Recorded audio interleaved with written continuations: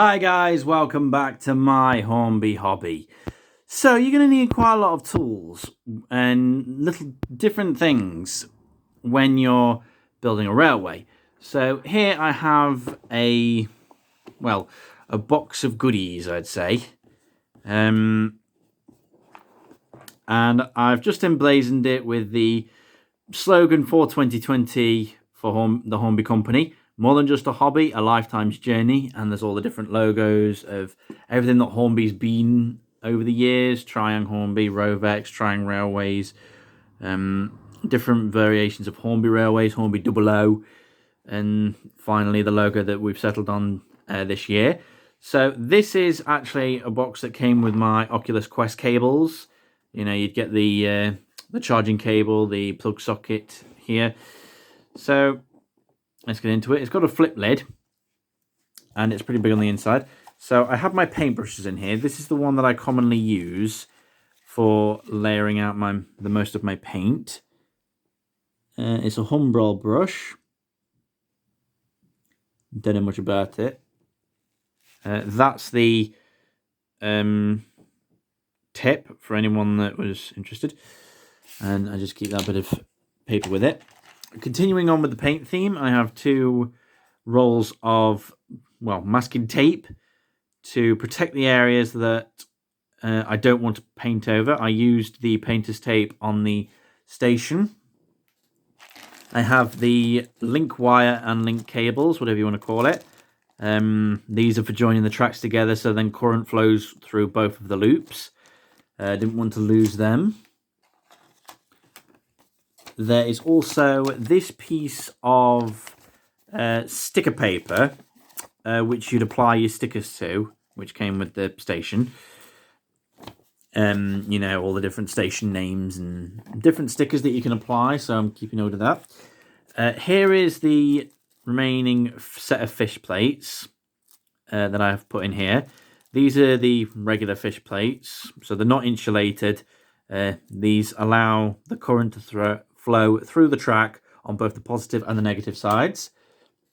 I have a torch here, so then I can look for what I want, or, you know, if I need to look underneath a model for any dust or dirt. This is clear nail polish. Now, I know what you're thinking. Why do you need clear nail polish?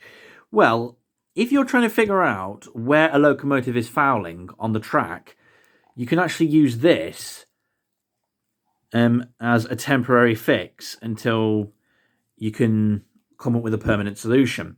When Thomas was fouling on the set of points, we used a bit of nail polish on it. Was the outer rail. No, it wasn't. It was the inner rail where the points go in to their siding. And the fish plate of the straight that was before that set of points, so the straight's there and the points are here, we had to change for an insulated one, so then the current wouldn't flow down it and Thomas wouldn't keep tripping the system. Kind of hard to explain. Here is my little cap that I use for my oil. So then it allows me to get just the right amount, and then I can just dip it.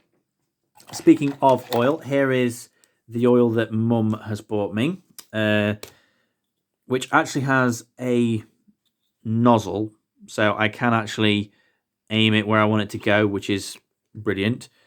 I think this is sewing machine oil. It was from Dunelm. Yeah, machine oil.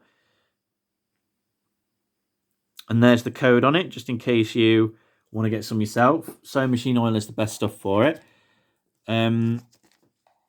Here I have, basically what remains of the insulated fish plates. I have got like 4 packs of this. This is still only the first pack. The reason why I bought 4 is because I was paying on card and there's like a limit. So I thought I'd get some more. And since we are going to be getting some tender engines soon, I'm wondering if they're going to foul up like Thomas does. So at least then I've got extra stuff. And then here's the other 3 packs. The that's what they're called, rail joiners, nylon insulating for HOOO. Suitable for code 100 and code 124 rail. And then obviously there's directions of it underneath. I have a pair of tweezers, which I can use to get pieces of fluff out from underneath the wheels or for putting stuff in place. A fine piece of sandpaper. This is P320 and it's stupidly fine. It can't even be called sandpaper. It's more of a smooth surface. But yeah, this is great for sanding down the rails or for cleaning the locomotive wheels. I also have my homemade oil can, which is actually just a dice. I found the center of it, drilled a small hole with my Dremel, and then this is part of a paper clip. And it's just right, you know. And then obviously a bit of oil in there. I can get the tiniest drop on that, and then I can have it exactly where I want to. Obviously I made that before I ended up getting the machine oil. I have the other paintbrushes in here for the other fine detailing. Do they have numbers on them? Normally they have like numbers on them to tell you this brush is this big and this brush is this small. But yeah, I got these paintbrushes from Boys. They were a couple of £. I ended up getting like 2 or 3 packs. There was the orange, the blue and the green, or no, the red and the green, sorry, which each do different things. There's a spare set of buffers here, which I should probably put on the track because I need them. So I can actually put them right here behind Thomas because I have Thomas set up on this siding. Don't even know why those were in there in the first place. So yeah. Then I have a track rubber. As you can see, this has seen better days. But it's well worth investing in one of these. It's only like a couple of quid. And I've used this several times since I bought it. And as you can see, it's really good for getting out all the dust and dirt that's on the tracks. And you can just see how much of it's been used. And there's not really much of it left. Here is a new tool that I've made. This is for those 2 Bachmann trucks that I got yesterday.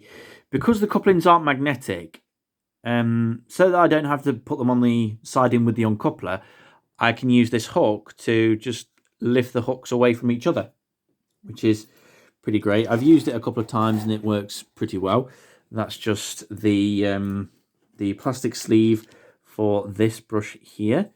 So that can go on top there. And then the rest of it are pretty much just small pieces.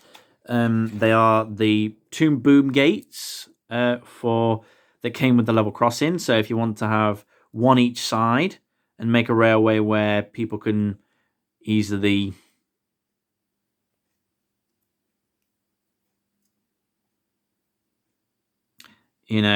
weave around it because they think, the train's going to be miles off, kind of like how they do in the adverts. There's these 2 lights that go with those, so they go ding ding ding ding ding ding ding ding ding when there's a train approaching. Here is another couple of sets. Where's the set there? So you get 2 sets which are just freestanding.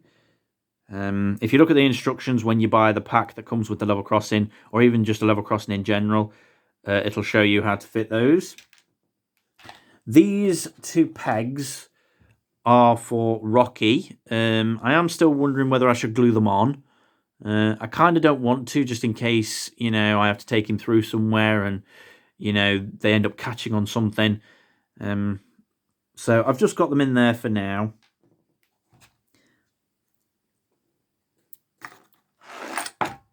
And then the rest of it is pretty much just bits and pieces to make the layout look good. I mean, we do have the driver and fireman that came with the 040 with the industrial freight set, which I've not painted and I can't really put in the 040, because, well, where do they fit? Here is part of the luggage trolley, which I'm still in the process of painting. I have painted it. This is the colour that it was originally, and I've done it like a dark black. So I'm still yet to do that. This is meant to be a weathered bench, which will go onto the station pretty soon. I've tried to make it, well, weathered, like I said. Like, you know, the timbers have been on there for a while, and the rot has started to come through. Here we have a, well, porter's trolley, I guess you'd call it, for shifting luggage, which is unpainted. Here's the station nameplate, which I need to decide what to do with that and what name I'm going to give to the station. It's meant to clip onto the fence, but I'm still trying to decide colour and whatnot. And I think that's pretty much it, apart from a freelance insulating fish plate. So yeah, you do actually need quite a lot of stuff in order to, well, make sure your railway runs smoothly. I think all these little bits and pieces I'm going to put together in a plastic wallet or something, like the you know, the bits that came with the things. So yeah, it doesn't really take much. Oh, there's one more thing I've got to show you, which came off with the torch. A piece of blue tack for when you're painting. You can stick it down, pardon me, you can stick it down to any surface and then stick whatever it is you want in there, and it holds it, so then you can paint it. And then they can dry there, obviously, which is a pretty great thing to have. So a little bit of blue tack. That's just the torch that dropped onto the floor. So yeah, it's really useful to have all of this because it's helped me get my layout, well, keep my layout going so far. So, you know,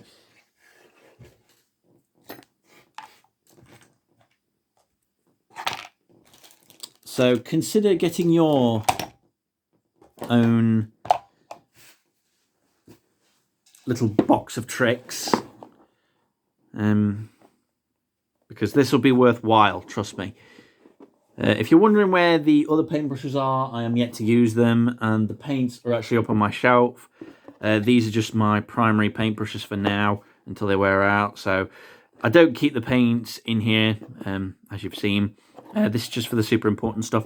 The uncoupler and the re-railer, I use them the most, so they stay out. But if I ever need to quickly get something, then I've got this here, and it's always on the baseboard, so I can use it.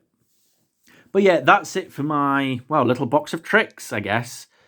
So consider getting one for yourself, and your layout will thank you for it. Still trying to wrestle with these buffers. There we go, got them on. I forgot that I had that pair. Still need loads more though. I need one for Rocky, and I need one for that goods train that I've got. But I suppose that can come with the next expansion pack. So yeah, that's it for this video. Hope you've enjoyed it. If you did, consider subscribing, because there'll be plenty more Hornby Hornby content coming your way in the future. So until then, stay safe, and as always, thanks for watching.